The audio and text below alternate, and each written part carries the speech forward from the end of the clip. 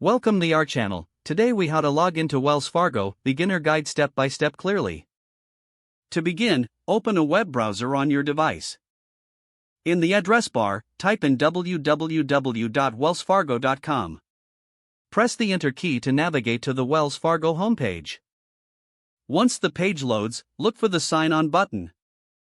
You will find this button in the upper right corner of the screen. Click on the sign on button to proceed. A new section will appear, prompting you for your login details. Enter your username in the first field. If you do not have a username, look for the Enroll option to create one. Next, enter your password in the second field.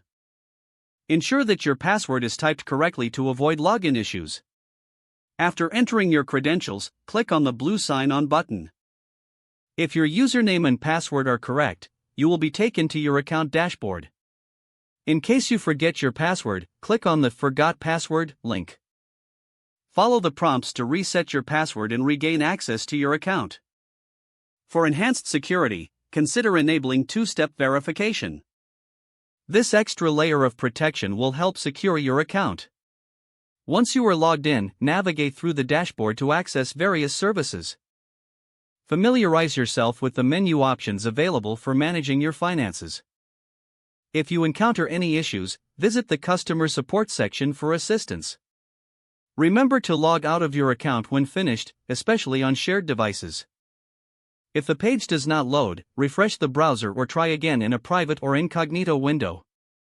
Make sure you are using the correct email address, then retype it carefully to avoid small typos. If your password is not accepted, use the reset option and create a new strong password you can remember.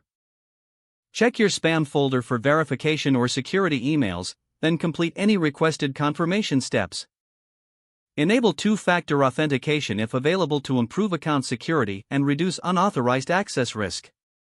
After signing in, review your profile details so your contact information and settings are accurate and current. If you see an error message, note it down and try again after restarting your device and internet connection. Don't forget to like this video and subscribe to our channel for more step-by-step tech guides.